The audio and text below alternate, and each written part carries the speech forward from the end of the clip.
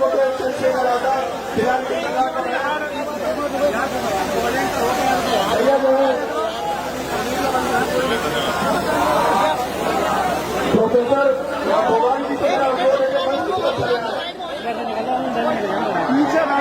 पीछे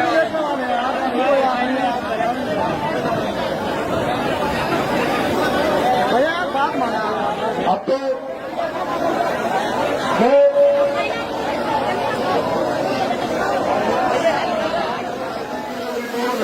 भीड़ को बहुत थी लेकिन अनुशासित नहीं थी, इसलिए मेरा आपसे अनुरोध है कि बैठ जाओ। 1 मिनट का समय आप लोगों को अगर बैठ जाओगे तो बहुत अच्छा होगा। आप लोग भी बैठ जाओगे।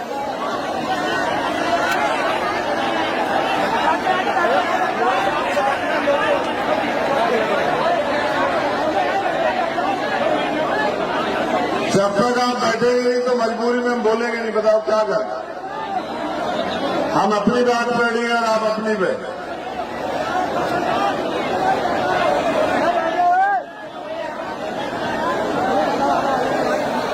करता हूं यहां पहुंचे हर एक उस शख्स का, हमारी बहनों का, माओ का, बुजुर्गों का, नौजवानों का, युवा साथियों का, जिन लोगों ने अपना तन मन धन लगा के इतना अच्छा ऐतिहासिक प्रोग्राम जो है बिलारी की धरती पे कराया, उनके साथ साथ यहां जो आयोजक कमेटी है, सिकंदर बोस जी, कपिल आजाद जी, विनीत कुमार जी, विजय कुमार पुष्कर जी, प्रभात सिंघम जी और राम निवास जी, और इनके साथ जितने भी भीम आर्मी आजाद समाज पार्टी के समर्पित कार्यकर्ता जिन्होंने मेहनत की है, मैं उनका भी धन्यवाद करता हूं। जब मैं घर से चला था तो मैं सोच रहा था कि मौसम इतना बिगड़ा हुआ है, ऐसा ना हो मुरादाबाद के लोग घर वापस चले जाएं। लेकिन जैसे जैसे मैं आगे बढ़ता गया, आपकी संख्या भी बढ़ती गई, और जब मैं यहां पहुंचा तो मैं ये कह सकता हूं कि कोई भी आंधी तूफान आपका रास्ता नहीं रोक सकती अगर आपने कोई चीज तय कर लिया तो बहुजन समाज में समय समय पर जन्मे सभी संतों, गुरुओं, महापुरुषों को नमन करते हुए परम पूजनीय महामानव तथागत बुद्ध संत शिरोमणि सदगुरु रविदास जी महाराज, भगवान वाल्मीकि महाराज, गुरु नानक देव, संत कबीर और इस आजाद भारत को संविधान देने वाले विश्व रत्न डॉक्टर बाबा साहब अम्बेडकर, छत्रपति साहू जी महाराज, राष्ट्रपिता ज्योतिबा फूले, महामना रामस्वरूप वर्मा, बाबू जगदेव प्रसाद कुशवाहा, जननायक कपूरी ठाकुर और मेरे रहबर, मेरे गुरु, मेरे आदर्श मान्यवर साहब श्री काशीराम जी को नमन करते हुए आज के ऐतिहासिक सभा और आपकी ये संख्या ये बता रही है कि उत्तर प्रदेश की हवा बदल रही है। उत्तर प्रदेश का बहुजन समाज अब अंगड़ाई ले रहा है और वो गुलामी के बेड़े को काटने के लिए तैयार है। मैं लंबे समय से पूरे भारत के भ्रमण पे हूं और जहां भी अन्याय अत्याचार होता है वहां जा जाके मैं प्रयास करता हूं कि उस परिवार को न्याय मिल सके। लेकिन मैंने उत्तर प्रदेश के साथियों को जिम्मेदारी दी थी कि माह सितंबर तक आप अपने संगठन का निर्माण कर लो। अपना संगठन बूथ, ब्लॉक, विधानसभा, जिला, मंडल, संभाग और प्रदेश का मजबूत कर लो। जब आपका संगठन मजबूत हो जाएगा तब उसके बाद उत्तर प्रदेश की निकम्मी सरकार को सबक सिखाने के लिए हम लोग रोड पे उतरेंगे। और जिस दिन हम लोग रोड पे उतरेंगे उस दिन ये सोई भी गूंगी बहरी सरकार जाग जाएगी और जो अन्याय अत्याचार कमजोर वर्ग के लोगों को जो अन्याय अत्याचार SC, ST, OBC, माइनॉरिटी महिलाओं पर प्रदेश में हो रहा है, उन एक एक अन्याय अत्याचार का हिसाब इस गूंगी बहरी सरकार से हम लोग मांगने का काम करेंगे। और मुझे लगता है कि महासितंबर खत्म होने से पहले आप लोगों ने कमर कस ली है और मुरादाबाद की सरजमी ऐलान कर रही है कि उत्तर प्रदेश की सरकार अब चेत जाए, उत्तर प्रदेश की गंगी बहरी सरकार अब समझ जाए। अगर अब उनकी सरकार में कमजोर वर्ग के लोगों पर अन्याय अत्याचार होते हैं तो उसका जवाब देने के लिए भीम आर्मी आजाद समाज पार्टी सड़क से लेकर सदन तक जो है चक्का जाम देने का काम करेगी। यही ऐलान करने के लिए आज एक जनसमूह यहां उपस्थित है। साथियों, और जहां तक मैं समझता हूं, महापुरुषों ने जब अपने जीवन का अमूल्य समय आंदोलन में दिया तो उनकी इच्छा शक्ति थी कि जिस दिन हमारे लोग अपनी गुलामी की बेड़ियां काटने के लिए, अपने बुनियादी अधिकार प्राप्त करने के लिए, अपनी समस्याओं को खत्म करने के लिए मैदान में उतरेंगे, अपनी वोट की वैल्यू को समझेंगे, उस दिन इस प्रदेश में और देश में शोषित वर्ग के लोगों का राज आएगा। आज इस डबल इंजन की सरकार में जो उत्तर प्रदेश में भी है, केंद्र में भी कमजोर वर्ग के लोग और ज्यादा कमजोर हुए, उनके साथ जुर्म जाति में अत्याचार बढ़ा है। अगर मैं बात करूं बाबा साहब अम्बेडकर की, तो बाबा साहब अम्बेडकर ने कहा शिक्षित बनो, संगठित रहो, संघर्ष करो।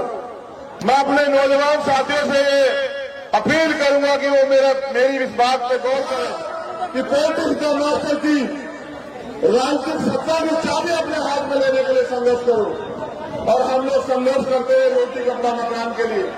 मैं मानता हूं जिनकी सरकार होती है उनके समुदाय को रोटी कपड़ा मकान की लड़ाई कभी नहीं लड़नी पड़ती।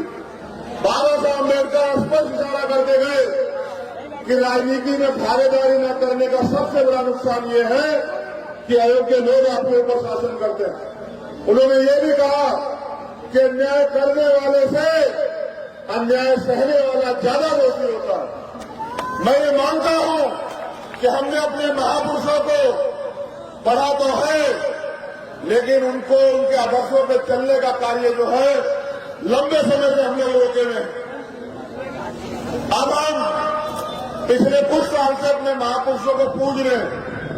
हम अपने महापुरुषों की स्टैचू लगाते हैं, उनके ऊपर माल्यार्पण करते हैं, उनके पैर छूते हैं और पैर छू के उनके आगे ये बात कहते हैं कि बाबा साहब हमारी जिंदगी में बदलाव कर देना, हमारी जिंदगी में अच्छे दिन ला देना। मगर मैं समझता हूं कि बाबा साहब अम्बेडकर, बुद्ध के बाद बाबा साहब अम्बेडकर वो शख्सियत थे जो कह के गए कि मुझे पूजने की नहीं पर मुझे पढ़ने की जरूरत है। उन्होंने इशारा किया कि मैं मूर्तियों में नहीं, मैं किताबों में हूं। आपको किताबों को पढ़ना चाहिए और इस देश की राज सत्ता कैसे लेना, कैसे हासिल करना है, इसको सोचना चाहिए। लेकिन पिछले कुछ समय से हम लोग कमजोर हुए और जब हम लोग कमजोर हुए तो हमारी सबसे बड़ी जिम्मेदारी ये बनती है कि अपनी कमजोरी को दूर करें। पिछले कुछ समय से हम लोग राजनीतिक व्यवस्था में भी कमजोर हुए, तो हमारी जिम्मेदारी सबसे पहले बैठती है कि उन कमजोरियों को ध्यान रखते हुए उन पर काम करते हम लोग ताकतवर बने। आज आप इतनी बड़ी संख्या में उपस्थित है, लेकिन उपस्थित होने से काम नहीं चलेगा। एक दिन अगर आप रैली या सभा करोगे तो आपके हाथ में सत्ता नहीं आएगी। जब आप 365 दिन सत्ता के लिए काम करोगे, मेहनत करोगे, तन मन धन से जुट जाओगे, तब जाके सत्ता आपके हाथ में आएगी। और जिस दिन सत्ता आपके हाथ में आएगी तब कोई आपके साथ अन्याय अत्याचार नहीं करेगा, तब कोई जो है आपकी जमीन नहीं दबाएगा, तब कोई जो है आपके अधिकारों से छेड़खानी नहीं करेगा। मैं कुछ घटनाओं की तरफ आपका ध्यान आकर्षित करूंगा।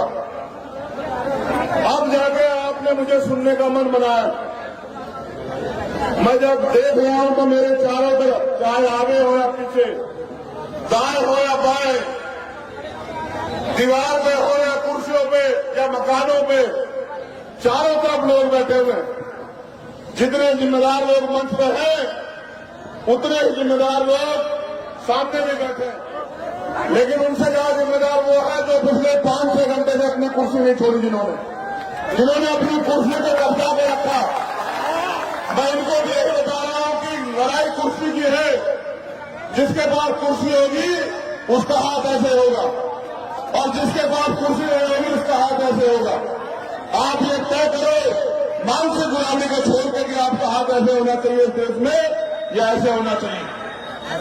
अगर ऐसे होना चाहिए तो उसके लिए आपको काबिलियत पैदा करनी पड़ेगी, और जो नालायक हमारे अंदर है उसको हमें खत्म करना पड़ेगा। वो नालायकी तब खत्म होगी जब हम 365 दिन अपने राज सत्ता कैसे हमारे हाथ में आए इस पे हम लोग काम करें। इतना अच्छा प्रोग्राम सजा है। आज बारिश में आपकी परीक्षा ले रही है।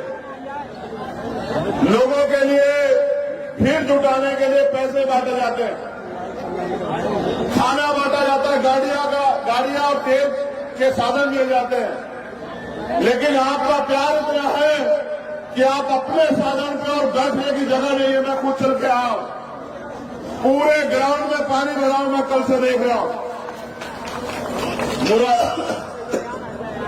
मुरादाबाद ने जो सम्मान दिया है उसको मैं जीवन के अंतिम क्षण तक भूलूंगा नहीं।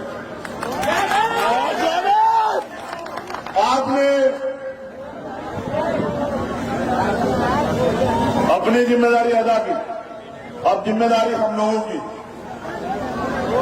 कुछ नौजवान साथी जो ज्यादा उत्सुक हैं, उनकी उत्सुकता की वजह से जो माए बहनें यहां बैठी हैं, जो बुजुर्ग यहां बैठे हैं, वो भी बेचारे ये सोच रहे हैं कि हमने अपने भाई को देख लिया।